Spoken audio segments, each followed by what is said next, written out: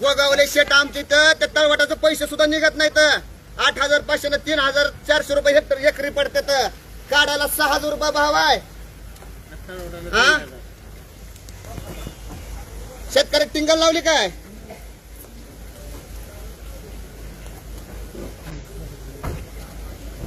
करू द्या इथं त्यांनी घोषणा 50,000 रुपये हेक्टरची। आपण जर पुन्हा ट्रॅक्टर आणायचं म्हणलं तर तिथं 1,000-2,000 रुपये जाते। काय राहते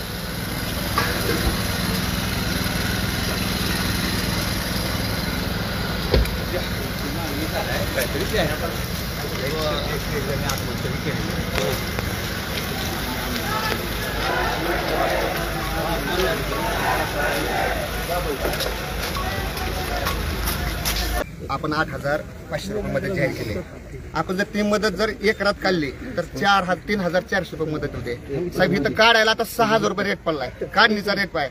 आपण जी एकरी 4,000 रुपये 3,400 रुपये देतात का, ते आमच्या तळवाट्याला सुद्धा साहेब पुरत नाही। जे आम्ही सावली करतोय त्याला सांगतोय का, त्याला सुद्धा पुरत नाही। तर साहेब इलेक्शनच्या आधी 13,600 रुपये दिलं, 3 हेक्टरची मर्यादा होता। इलेक्शन संपलं की संपला का शेतकरी।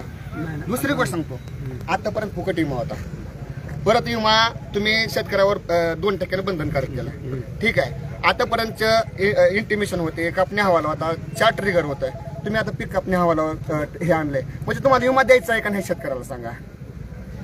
म्हणजे तुम्ही शेतकऱ्याचा डोळे पुसायला आलेत का शेतकऱ्यांना हे करायला आले सांगा।